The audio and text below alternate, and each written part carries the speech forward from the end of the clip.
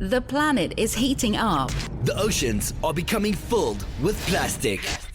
Change starts now. Change starts now. We're on a countdown To zero waste. 5, 4, 3, 2, 1. This is the Zero Waste Countdown Podcast. Here's your host, Laura Nash. Hello, everyone, and welcome to the ZWC. I'm your host, Laura Nash. I'm so excited about today's episode. It's all about mushrooms, which is kind of crazy because we're in wintertime right now, but everybody wants to stay healthy, and mushrooms can be actually a really, really healthy source. Now, what does this have to do with zero waste? Well, actually, quite a bit. So where I live, I can go and pick mushrooms and get some healthy nutrients that way, not only for free, but of course, package and waste free. So if you have a trail, or if you have a park, or if you have your own property or just a little yard, you may have noticed some mushrooms growing there. And if they're the right kind to eat, it's a wonderful way to eat zero waste. So today we're going to be speaking with Denis Vidmar, and he's from the Mush Hub in Windsor, Ontario. So Denis, welcome to the show. Thanks for having me, Laura. I look forward to chatting everything mushrooms. Yay. So it seems like you know a ton about mushrooms. So this is really great. I've been trying to put a lot of them into my diet. I do a lot of foraging, and I'm really excited about this. So let's start off, Denis. So tell us who you are and where you're from. Well, my name is Denis, as you said, and I'm a second-generation mushroom farmer. I'm currently located in Windsor, Ontario. However, I grew up on mushroom farms all over the world thanks to my dad, who's a mycologist. He's currently working on one of the largest farms in the world in China. I'm here, when I started on the Agaricus mushroom farm with white button, Carmini, and portobello mushrooms, I slowly expanded into the exotic in the wild. And so today, my company here in Windsor, we consider ourselves to be a marketing company of fungi, and we're presenting on the market a variety of fungi foods, snacks, and beverages utilizing exotic and wild mushrooms. Wow, even beverages. How does that work? Well, that all goes back into the wild. We believe that wild mushrooms, and there's scientific proof for that, all come with more nutrients than any cultivated food. And so what we strive for is making a line of drinks that are not only delicious, but loaded with nutrition. And with every mushroom that's out there in nature, every mushroom brings you different nutritional values that we need to fuel our immunity and live a better, healthier tomorrow.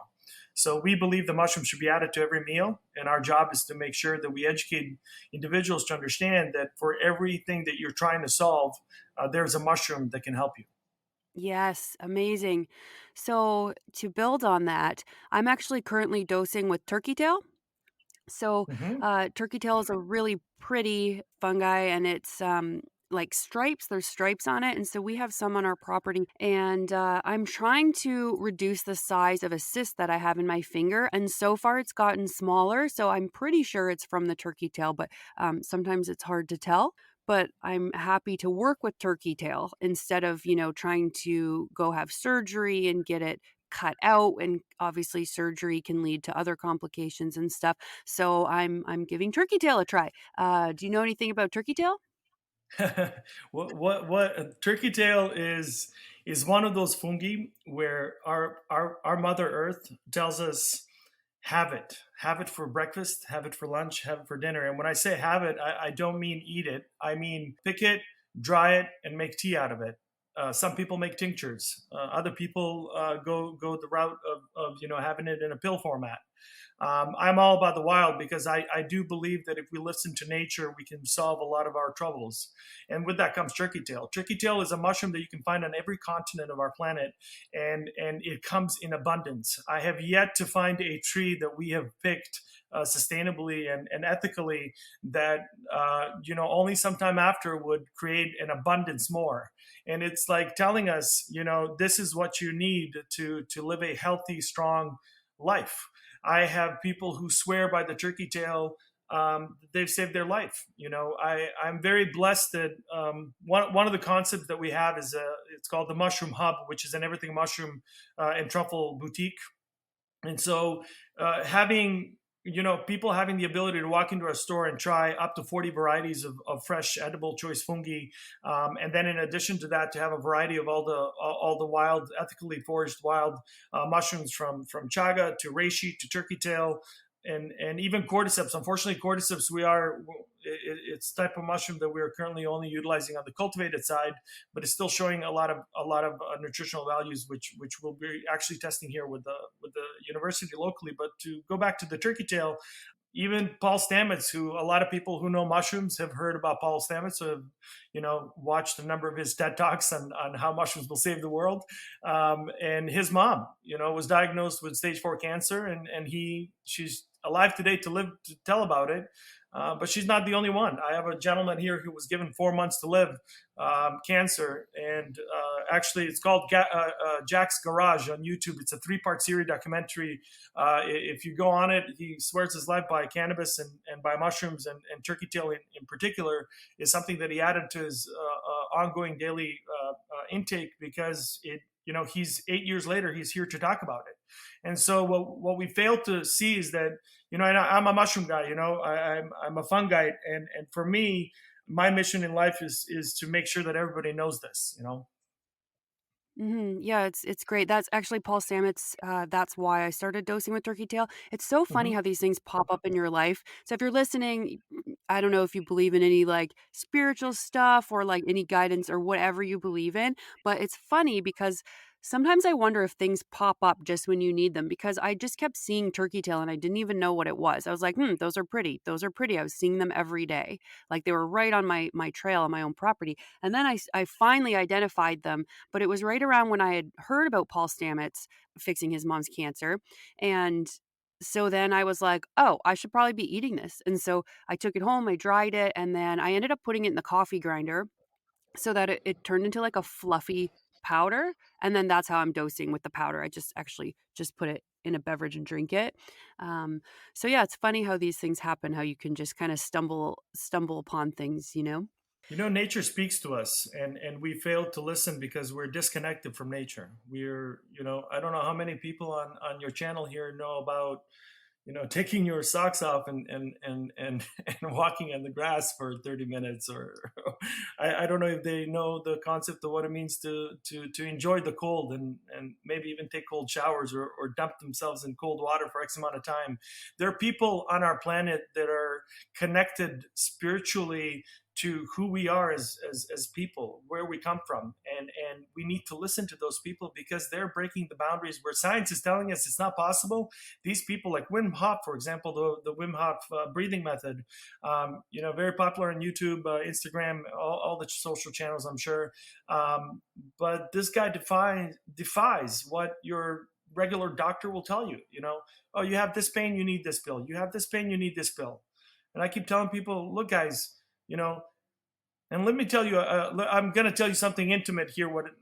How much I believe in fungi in this time where I believe there's a war on our health, where we're living today in 2021. It is now more than ever crucial that we really dive into our food and what we consume, because we are what we eat. How much we invest in food today is a direct correlation in how much we're going to invest in medication tomorrow. That is a given fact. When somebody tells me, "Oh, I have a budget for food," I said, "What do you mean you have a budget for food? What are you talking about? If you're willing to spend $10,000 on cancer treatments in 30 years, why aren't you spending that money today on quality food that will make you better?"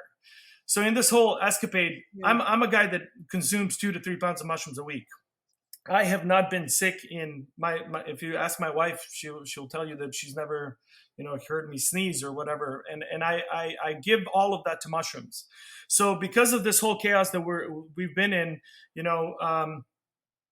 we live in an age, for example, I'm in Ontario, and I got in shock. I was like, you know what? I'm going to stop eating mushrooms, and I am going to test my vitamin D level. So I go to the doctor, I request a full-on physical, and I say, hey, I want to do a vitamin D test. And he's like, Dennis, that's extra. I was like, what do you mean it's extra? He's like, well, if you want a vitamin D test done on your on your physical, you have to pay extra, $33 and however 27 cents. And I said, but sir, that is the core reason for 10, 20, 30 different diseases that we're dealing with on an ongoing basis. And you're telling me that my government does not want to know of every single individual and their vitamin D levels? What are we talking about here? And then we did the test. I stopped eating mushrooms for that. I stopped eating mushrooms for about 6 weeks. It was the worst time of my life, and the reason because, I crave mushrooms. And so we did the test. He tells me, Dennis, you're vitamin D deficient. And I said, okay, sir, what do you want me to do? And he says, I want you to take 5,000 IUs or whatever the hell it's called in supplements. Vitamin D supplements. And I said, okay, boss, no problem. I went home and I made myself 3 pounds of mushrooms in that one seating. I missed them so much. And I went 1 week, 2 weeks, 3 weeks, 4 weeks. Now, I didn't expose my mushrooms to the sun, which there are studies out there that showcase the different types of variety of fungi. When you expose them to the sun, they gain enough vitamin D for your daily intake, for what you need that day. Right? I didn't do that. All I did was it was summertime. I exposed myself to the sun. Every time I had a phone call, I walked out of the building and stared at the sun. Thank Father Sun for giving me natural light. And I did that for almost 2 months. I went back to the doctor. We did a test, and he said, Dennis, great job on the supplements. And I said, thank you, boss. And I left. Nice. And I left. And my vitamin D was not where it needs to be, but it was way better.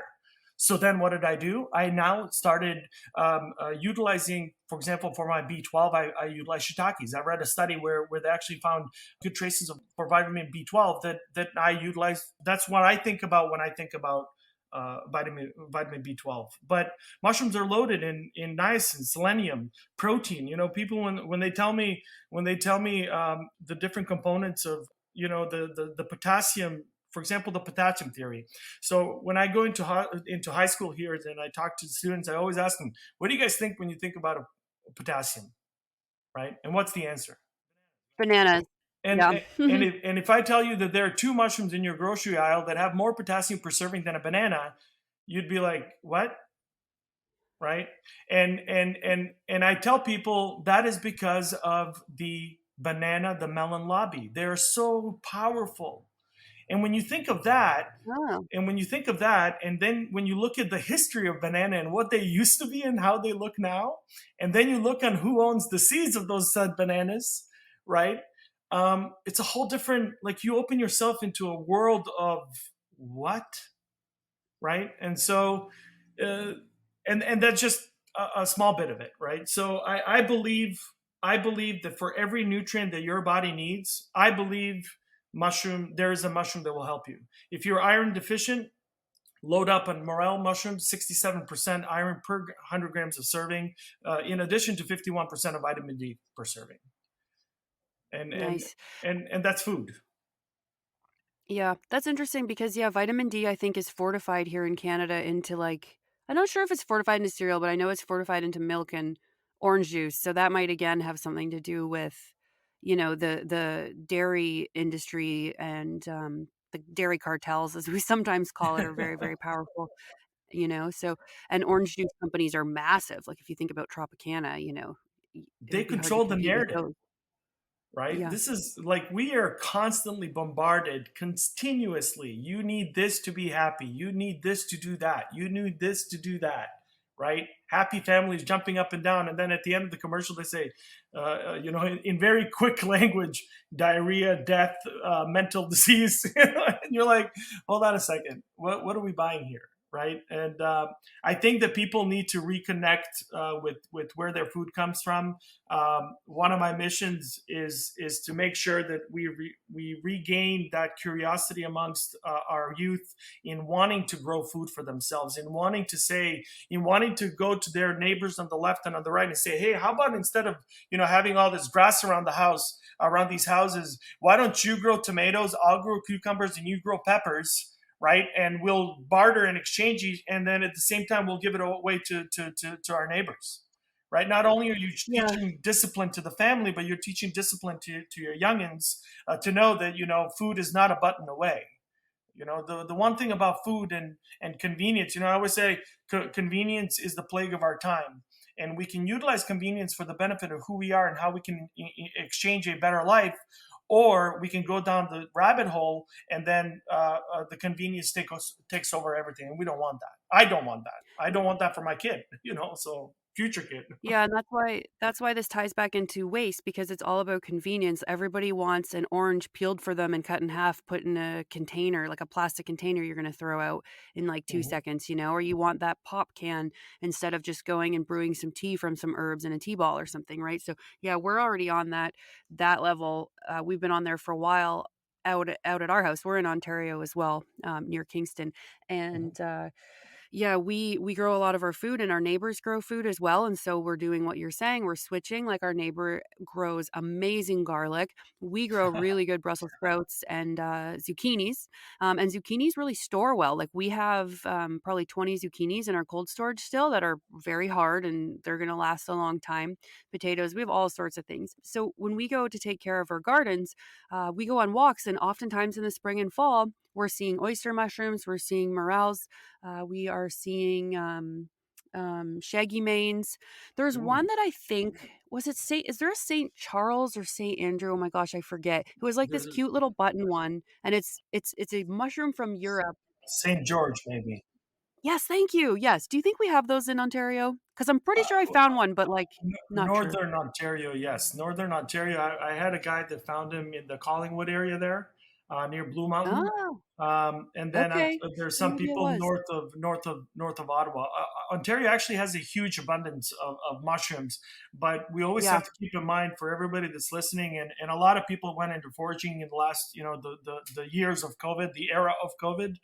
They switched to foraging, and that is why our poison control here in Ontario received a 300% more increase of poison control, because people go out and they search for primarily the magic mushroom, right, which is available in certain parts of Ontario, and they are not the one. There's an old Chinese proverb that says all mushrooms are edible, some only once. And this is Oh, yes. this is a theory that people don't seem to understand when they say, well, it can't be that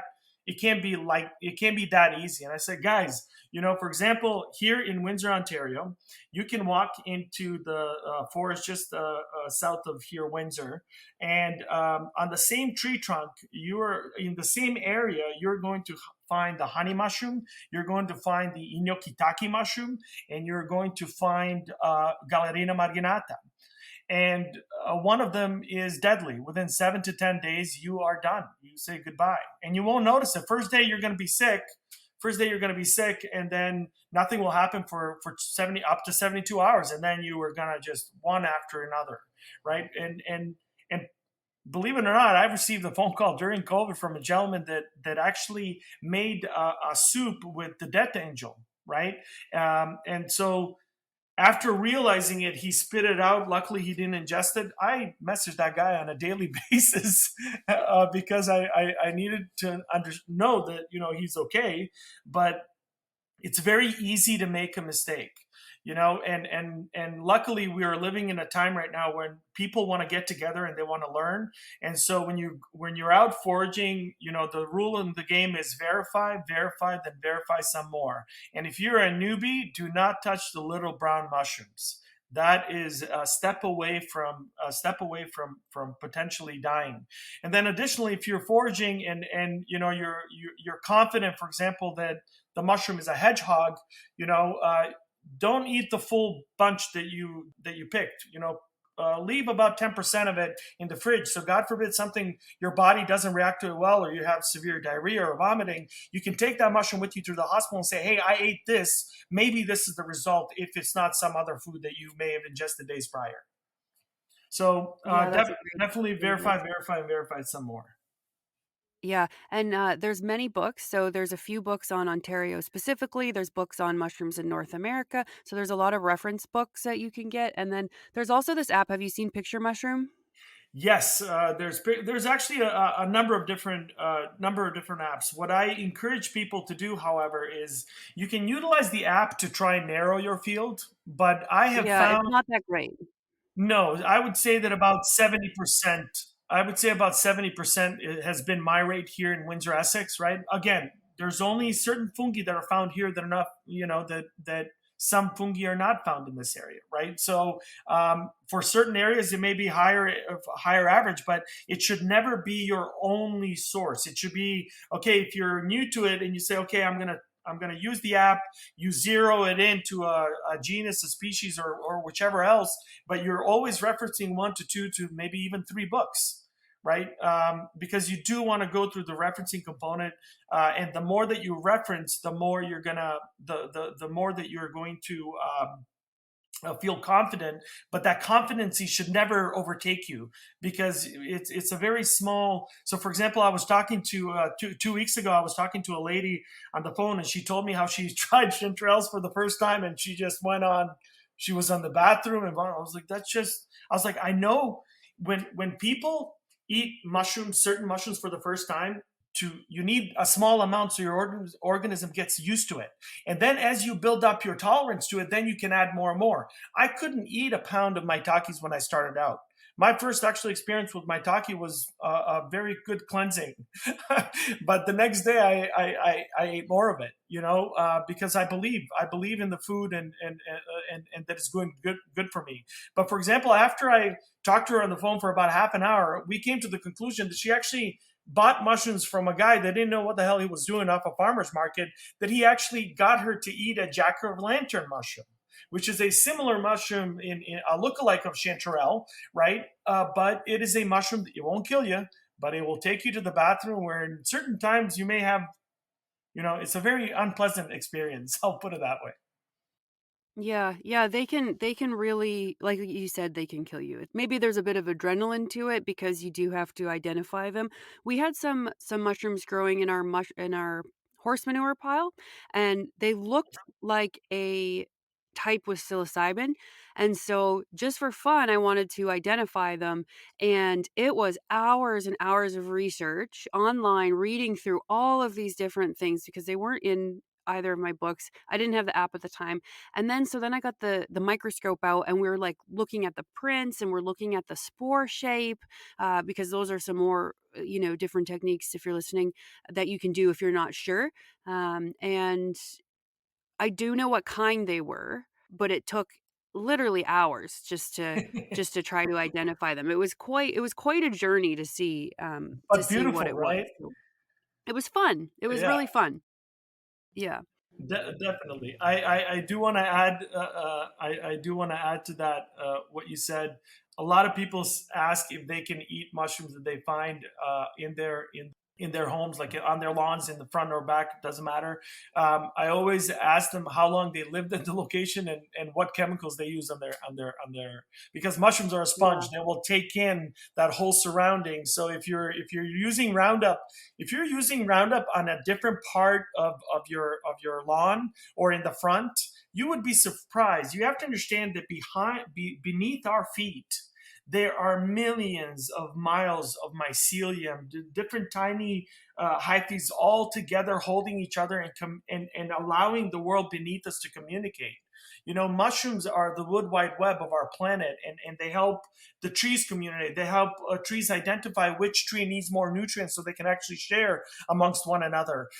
So knowing that connectivity and that symbiotic relationship that is occurring at all moments in life, that with every walk we take, we implement and we affect it in one way, shape, or form.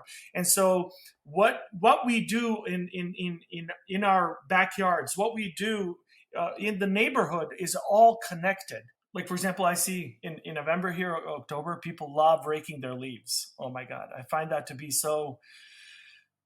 to be painful at times, because we're so addicted to our lawns looking beautiful in the front. The whole, how do you call that? What's that home style where?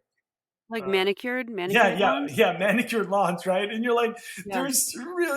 all this does is take my time away from learning something valuable or doing something of value with my life, and that's it, and so we fall into that. We fall into that because, and that's what I love about people who love mushrooms.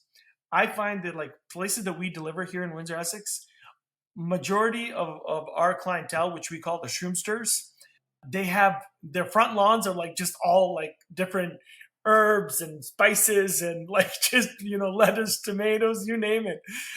So it's very beautiful to see that there is a shift happening.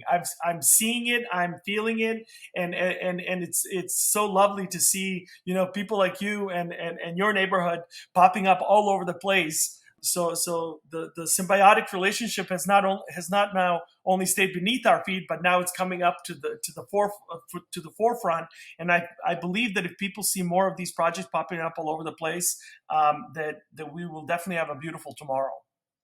Yeah. So with our lawn, the big thing that I see people getting rid of is dandelions, and I make wine out of the flowers, out of the leaves. I make tea because it's really good for your blood and your heart, and then the root is good for your liver as well. So it's fascinating to me. And if you want to go down a conspiracy rabbit hole, I've heard there's a connection between like the Roundup companies and the heart pill medication stuff, but it would make a lot of sense, right? Here, kill all your natural medications and things that'll keep you healthy so that you can come to us later when you're a mess and you need drugs. But if you go to Bayer.com or Bayer, however you want to say it, like BAYER.com, and you look at their products list, and I'll put a link at the bottom of the show description on the Podbean site. So, oh my gosh. So products from A to Z, and you scroll down and you've got Adalat, field of activity, pharmaceuticals, application, cardiology. Okay. Then it's Adengo, crop protection herbicides. Then it's Adempos, pulmonary hypertension product. And then you've got Allion herbicides.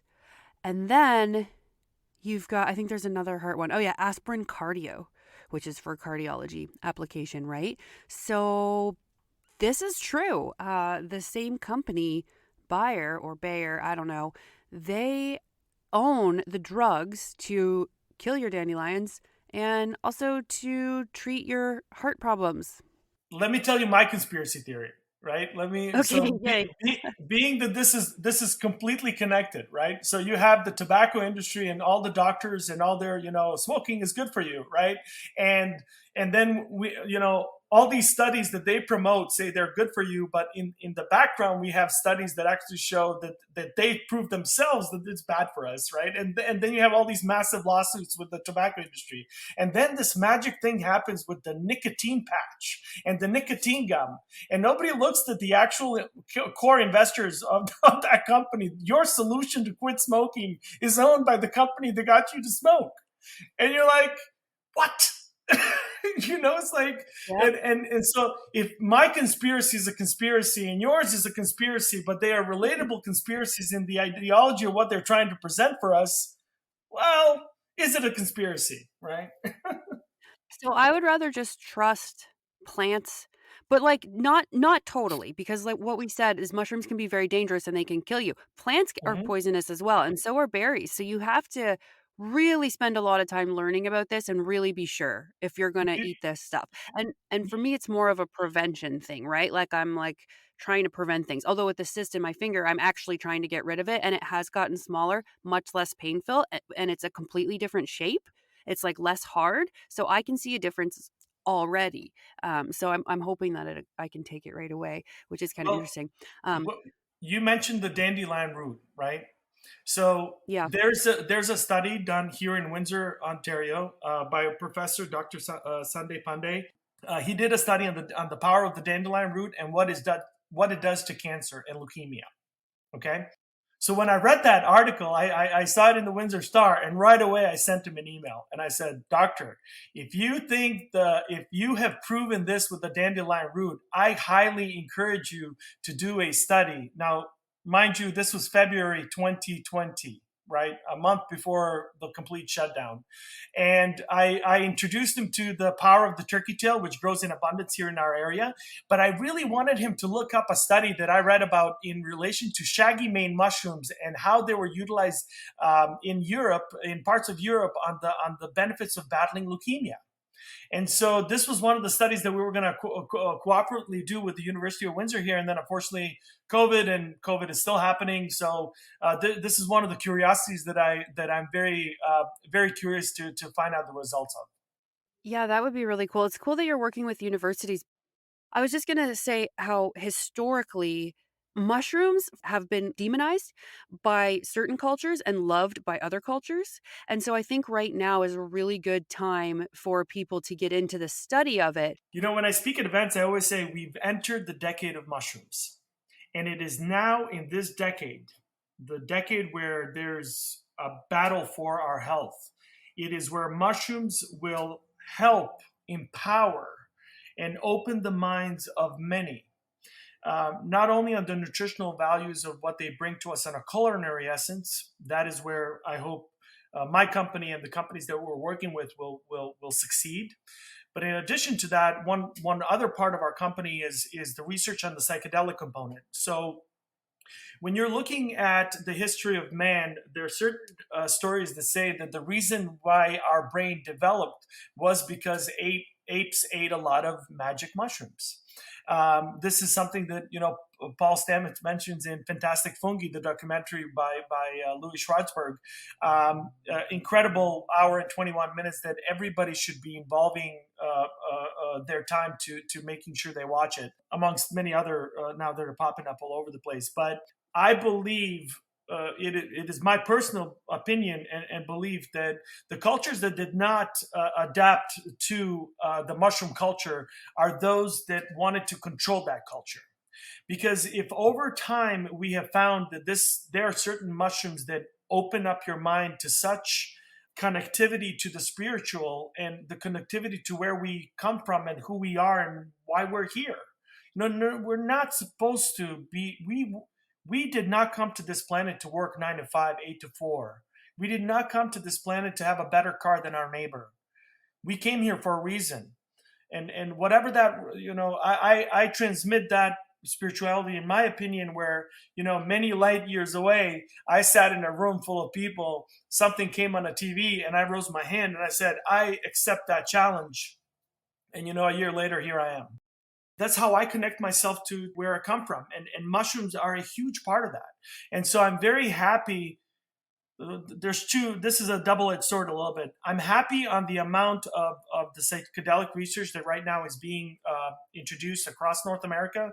Johns Hopkins University did in 2019, investing, over $11 million. Now it's just more and more on that, on the psychedelic research in regards to how we can heal patients who are battling depression, anxiety, PTSD, to something as clearing an addiction of smoking by just having a session. Right. And so there's, for example, Berkeley right now is on a mission before the end of the decade to successfully graduate over 200,000 professional guides that will help heal our nation, that will help heal the world. Right. And I find that in this whole era that we're living in, where, everything is in a TV screen component, even though we don't see it, there are, how do you have those? I don't know what they're called in English, the things that you put over horses' eyes to see only straight. Blinders. Blinders. Yeah. And I find that we all have these blinders continuously, and mushrooms, in my opinion, remove those blinders and allow you to believe, allow you to stay, to reignite that curiosity within you to say, why am I here? What is my passion? What is that thing that you wake up every morning and you rush to it because you believe you're making a difference in where our world should be? Somebody that's listening to your show for the first time is trying to go zero waste. They maybe haven't heard the fact that companies like Nestle and Dasani and the rest of them, they're not producers of water. They're producers of plastic. Right. And so when you zoom out and you look at that reality, you're like, why is my city water polluted? Our skin is 80% water. Our lungs are 75% water. Like, we are water. right? It is the one thing, and fungi are water too. Like we have so many of these connectivities with fungi that, like mushrooms, we breathe in oxygen and breathe out CO2. Like mushrooms, exposed to the sun, our skin generates vitamin D. Like mushrooms are decomposers, right? I mean, there's so many of these things that overlap with fungi that people at the end of this decade, I believe, we're going to we're just going to skyrocket into sustainable innovation. That's how I see the next decade. Yeah. I did Yeah. want to comment on the psilocybin stuff because there is a lot of evidence that this could really help. And so I feel like a lot of people are really sick, whether it is from, having colds and flus, whether it's from heart disease from their diet, whether it's from depression and mental health issues. Like, I feel like I just see so much of just bad negative stuff, right? And so there is a lot of promising studies that I've read that this psilocybin, like microdosing stuff, can help a lot with things like depression, bad mental health, PTSD, especially, just because it really opens connections in your brain and it can really help you deal with things and see them in a different light. And I think that we will see more of that as therapy, which might be better than antidepressants. Like antidepressants, they're like, oh, you have a risk of, maybe suicide or something. Like, that's pretty horrible to give to a depressed person, right? Like, that's a pretty big Yep. risk. The side effects are incredible. It brings me back on there's over 200 when I talked earlier, when I mentioned earlier about psilocybin and the double-edged sword component, in my opinion, is that a lot of this research is right now, they're not only focusing on psilocybin, they're focusing on LSD, they're focusing on ayahuasca and the different DMTs, right? It's on the synthetic side. In my opinion, and what I plan to accomplish with my company is our goal is to grow one of the 200 different species of fungi that contain psilocybin, because different species have more psilocybin potency than others. But as Terence McKenna once said, for every individual, there's a special mushroom from them.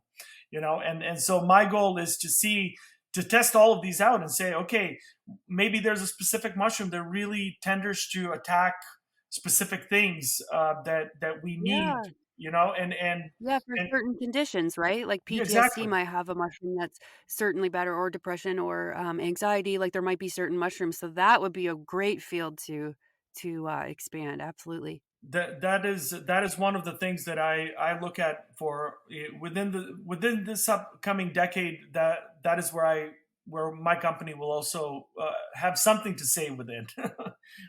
No, that's so exciting. I think it's really exciting to be on the healing side of things, right? You can be on the negative side of things in this world. Like, you can have, a job that builds bombs or something. Like, it's not directly bad, but, it might make you feel bad or something. Or you can be on the side of healing people, or at least trying to make people healthier or help or whatever, right? There's different things. So I also wanted to mention that one of my favorite books of all time is by Brian C. Murescu, and he wrote this book. It's called The Immortality Key: The Secret History of the Religion with No Name.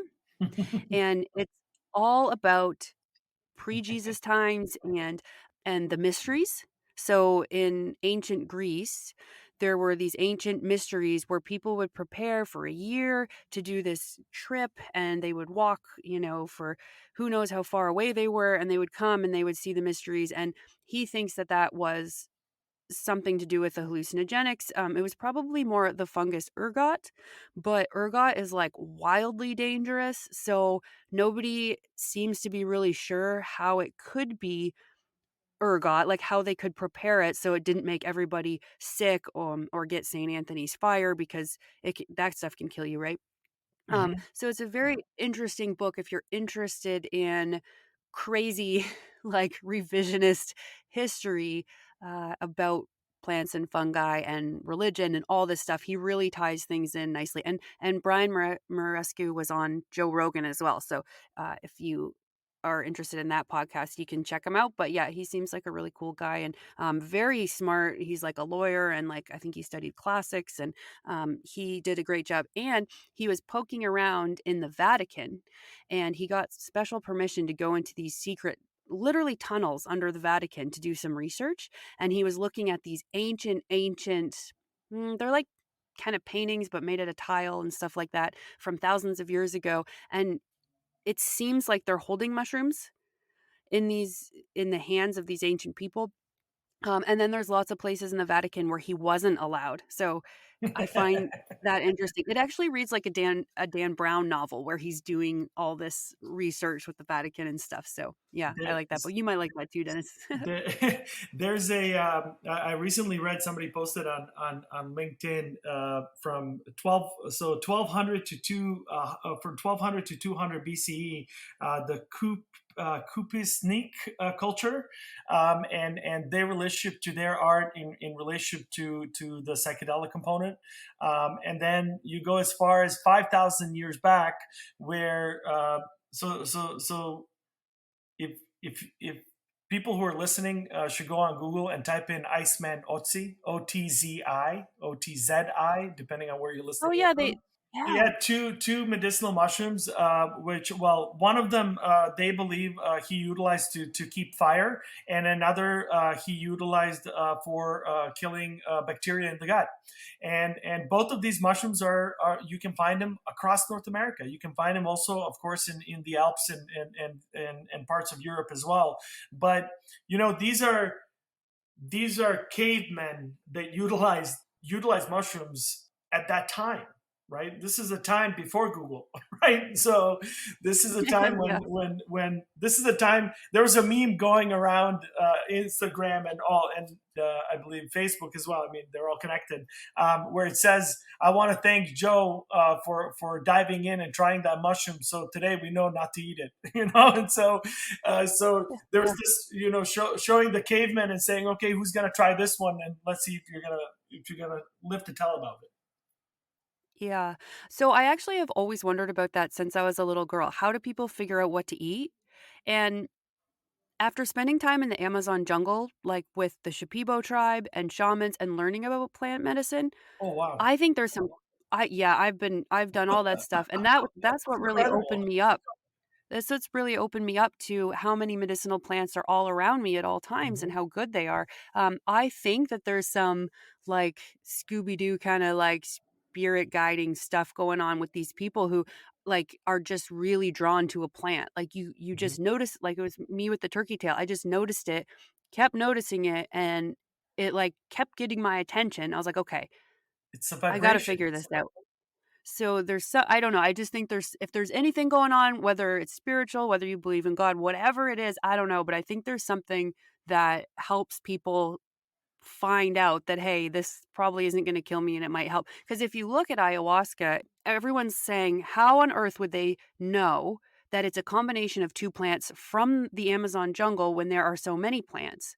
Like, how would you ever know that you have to have that combination? Well, I think maybe there's some spiritual thing going on or somebody had a dream or got a message from somewhere. I don't know, but there's some weird stuff going on like that, I think. I wouldn't I would not dismiss it. I would definitely not dismiss it because um like, for example, last week I felt a little bit weak. I didn't eat my Takis for so long, and I come into the cooler and I walk into the cooler, and when I looked at those Takis, I grabbed the bag and right away made the dish right away. And it was, when I finished those Takis, to me it was the most satisfying experience that it kept me going. And I'm a nomad, right? I eat one meal a day. So when I eat, I eat, right? But at that point in time, those mushrooms that I devoured, and that was close to 2 pounds, I didn't eat for the rest of the day. I gave my body exactly what it needed. And a lot of the times we fail to listen to our body. I'm still very curious. And I, before I leave my house every morning, I always am open to the idea of, number one, being proven wrong, number two, learning something, and number three, staying curious. Because if I cut myself and 2 weeks later, there's no more scar there. How do I not look at my body and believe that it is the smartest engine on this planet and the smartest computer on this planet, and there's something within it that we've lost touch with. We are in control of it. It's listening to us, unintentionally, with the subconscious, with the conscious. So I started reading up a lot on circadian rhythm and how our body functions and how food actually relates to us. So when I utilize mushrooms in my component on the medicinal side, when I'm actually utilizing my chaga tea or my cordyceps or reishi or turkey tail or the maitake, the shiitake, the oyster, whichever one I'm working with, if I'm specifically working to solve an issue, like for example, chaga is something that I do. I believe I consume chaga about half to 2/3 of the year. I consume chaga. And the other time that I don't consume chaga is when my body tells me you've had enough chaga, or my body tells me you need to start chaga. But when I start chaga, I'm doing chaga every single day at the exact same time. And my body knows that at 6 p.m., Dennis is going to get a chaga drink that's loaded with fresh lemons, with turmeric, with Himalayan salt, and pepper. Like my body knows at 6 o'clock, that's what it's getting. And I know for a fact that when I introduce it to it first day, second day, third day, fourth day, I know that on the fifth day, if not sooner, my body already is sending the right functions, whatever it needs to do to do that. And I relate that also when, doctors tell you, hey, take this before you eat, take this at 7 p.m., take this right before you go to bed. The same application comes with the food that we ingest. Is if you're iron deficient, tell your body that every day it's going to get iron in this way. So when you plug it into your system with all the other stuff, and most of it may be junk, it may pass through you. Your body may not, you're maybe confusing your body, right? So if we try consistency over time, I find that we all get the results that we want, like you're getting with your cyst. Right? You have a consistent mind frame in what you're trying to achieve, and you're telling your body, I'm giving you turkey tail to utilize for this, and turkey tail does that. When you sleep, turkey tail goes around your body and taps all the bad toxic cells that it finds to let your body know, hey, you got to get rid of this, right? Oh, do you think I should be dosing at night instead of in the morning? Because I'm dosing in the morning. Turkey tails are something that I find that to be a booster component compared to the reishi or the chaga that will really help you on the sleep component, right? Some people have great results with reishi for sleeping. Some people have great results with chaga for sleeping. Actually, I didn't know about the chaga sleeping component. I always drank chaga in the mornings, always. It was always something I wake up and that was my power drink, right? With all the other ingredients I told you. And then one of my regulars, which ended up working for me as well, Stefan, he's like, Dennis, have you ever drank the chaga right before you go to bed? And I was like, no, I didn't, but I'll give it a try. And sure enough, my God, like I drank I drank 2 cups because my body's already used to chaga. If you're trying chaga for the first time, any of these mushrooms for the first time, take it slow. Let your body adapt to it. Otherwise you're just slapping it with something new, and it's gonna have that reactionary component of, is this good for me? So your body will know it's good for you as it starts to break it down, whatever you're ingesting, right? So I do see a strong correlation between ingesting that specific mushroom at a specific time that you're trying to accomplish something.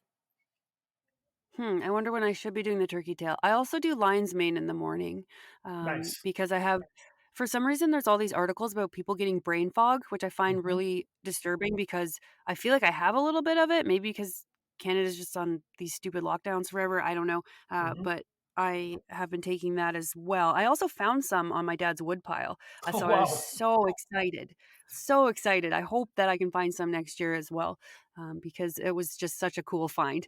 Super It was powerful really neat. mushroom. Super powerful mushroom. Yeah. There's Paul Stamets did also put out there a dose of lion's mane with niacin and psilocybin that does some crazy miracle stuff on the brain connectivity and regeneration. It's just I am so excited for what's coming down the pipeline. Like I'm in the industry, I when people tell me, "Oh, Dennis, you know a lot about mushrooms," I was like, "No, you don't understand. I don't know anything about mushrooms, but every day I know more."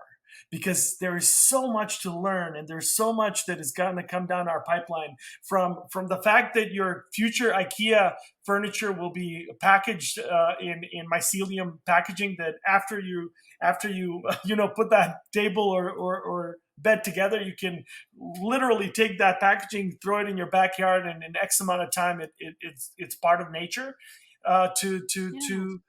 to opening the mind and fueling our immunity to what it needs. The future is truly going to give us what this power of fungi, how it relates to who we are. So I'm looking forward to it. Okay, I have two quick questions before I let you go. So I'll give them both at the same time. You can pick one of them. You probably don't want to answer. I don't know. But okay, so one is, if I find morels, should I pick them all or should I leave some so that they regenerate for next year? And then the second one is, do you know why Paul Stamets said that thing about portobello mushrooms? I think you know what I'm talking about, right? I do, yes. Okay, so in relationship to eating mushrooms, people eat mushrooms raw. All mushrooms have chemicals within. All mushrooms do. So some people, over time, by eating raw mushrooms, will build this up within their body, and it will cause them to have a reaction on those specific mushrooms. That's why all mushrooms, in order for you to get all the bioavailable nutrients out of mushrooms, we must cook all mushrooms minimum 3 to 4 minutes, and that I consider rare. If you go 7-8 minutes on high heat, that's considered medium rare. And then the farther you go down, the more well done you go. I eat all my mushrooms between 3 and 7 minutes, depending on the variety and the density of that mushroom. And that may be some relation to how he took it. It's funny enough, when I was in Pennsylvania, which is Pennsylvania is Kennett Square, Pennsylvania is considered the North American capital of mushrooms. There's more mushrooms per square foot produced there than anywhere else in North America, and they fuel about 60% of American consumption and Canadian as well. And so maybe that's the relationship, but people in Kennett Square, farmers in Kennett Square, Pennsylvania, do not appreciate Paul Stamets, and it's true. Paul Stamets did get threats in relationship to making that announcement, and as the kingdom gets more popular, that topic may re-arise, and the conversation on it may turn into further research and so forth to actually outline what it is. All mushrooms that we're eating today were tamed from the wild, all of them. Right, so they all came from the wild. Some are cultivated, and only a fraction are cultivated. There are over 144,000 species of fungi on our planet, and every year we find more. That's the beautiful part about foraging. When you go out into the forest, and if you guys go to Fungi Foundation, there is an actual step guide that when you go foraging for the first time, or whenever you go foraging, period, there's actually a step process, because the fungi that you may find may be the first fungi ever to be found on our planet. So that's the magic of going foraging. It's not and that's in any part of the world. I mean, the Amazon that you mentioned there, Laura, I mean, that is a place where we definitely find hundreds of species every year, right? In comparison to other parts of the world as well, just because the man footprint, the environment and so forth. So in relation to picking, we have to understand that we are not the only consumers of wild mushrooms. Other animals, other species that are part of that forest also utilize those mushrooms for culinary purposes. And for that reason, we always have to think ethically and sustainably when we're foraging mushrooms. If you find a patch of morels, and let's say you found 20 of them, I personally, when I forage myself, I do not take more than how much I can put in my hand. So even if I picked 5 and there's 300 more, I would leave those 300 for somebody else. That's me personally. I will pick the second hand if I know my wife is going to enjoy them as well. My wife, some particular mushrooms, my wife may not enjoy more than others. But whenever you are picking a morel, make sure you just flicker. All those pores, all those holes that you see on top of the morel, they're actually filled with tiny spores. There's billions and billions of spores in every mushroom. Every mushroom releases billions and billions of spores, and out of those billions and billions of spores, only 1 to 2 actually inoculate. right? So a very small percentage actually fruits in the end. So we want to make sure that when we're foraging ethically. Always remember that somebody else is. Now there are. I'm not going to use the term here because this is a radio show, but there are people that go and they graze everything and then they destroy the batch or they pull on the mushroom. So my personal opinion is that you're always cutting the stem and leaving the root in, and before you cut it, you're flickering the morel itself. That way, just to assure that all those spores made their way. Now, when you're making that batch of morels and you take them home, right before you cook them, I would dump them in water and keep them in water for 30 minutes, and every 10 minutes I would press down on them. And then I would pull the morels out of the water with a strainer, and then take that water and then I would spread it in your backyard, or spread it back in the if that area if that patch of area of morels is near your house because you mentioned your forest nearby, you can take that water and spread it back to where it is. Some foragers will even bring their water in little pans to their spots. That way they dump them right away in the water, get all those spores out, and then dump that water in the area. So there have been a few people that I read on different blogs that have had success in this. And actually last year when I read about this, and I mean, look, I'm 38 and I guess this is something that I learned last year, right? Talk about, knowing mushrooms. So last year, in all of our batches of, last year, this April, I'm losing track of time. This past April, when the morel season was here, so we had morels April, May, and June, and every batch that we brought in, we put them in water, and around our area, there's a few pine trees in with our neighbors and such where our warehouse is. So we actually dumped a bunch of it. So we're going to see what happens this upcoming season or the season after, right? It all depends on the environment component, right? It always comes down to the environment. If you know the environment, and if you know the trees and that are in your area, there's a likely chance that you will find edible choice fungi that are surrounded around that tree as well.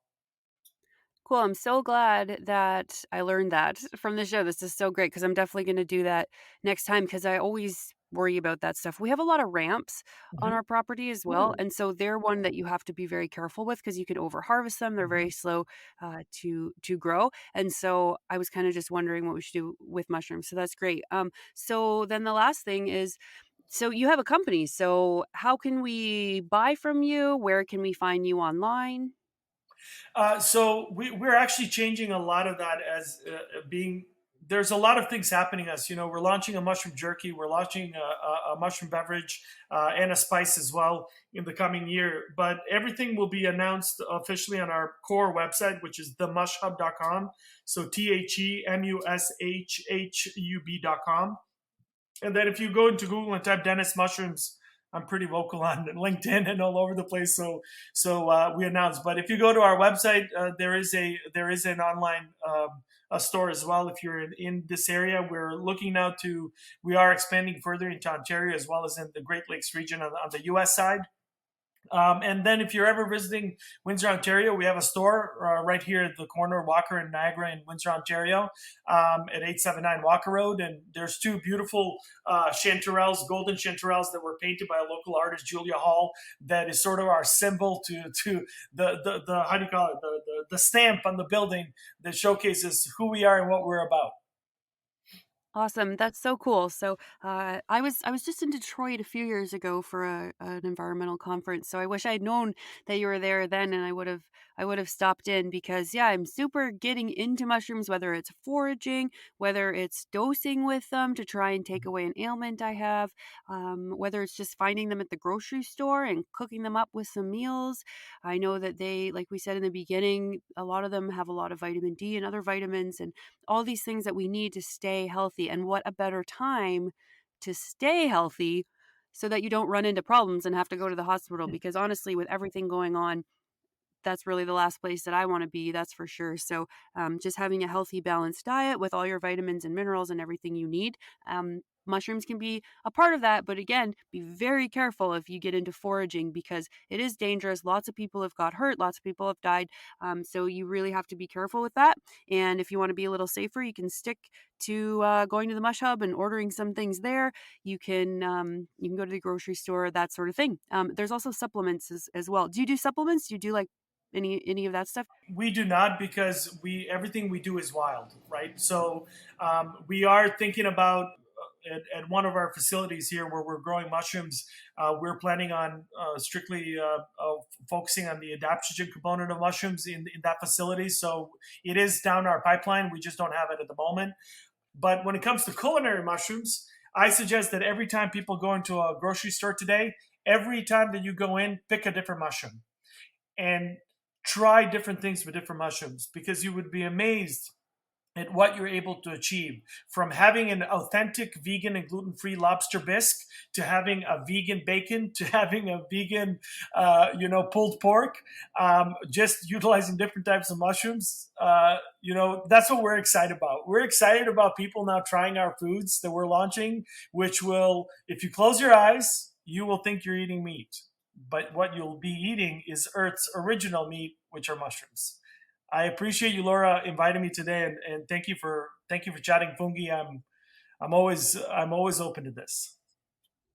Awesome. Thank you so much. And it is a really cool world to get interested in. And there's a little danger to it, so be careful. But this has been great. And you can find Denis on themushhub.com, or if you ever happen to be in Windsor, stop in, say hello, check out some of the products. And thank you so much, Denis. This has just been great. Thank you so much, Laura. And I look forward to speaking again. That was Denis Vidmar from the Mush Hub. Change starts now. This is the Zero Waste Countdown Podcast.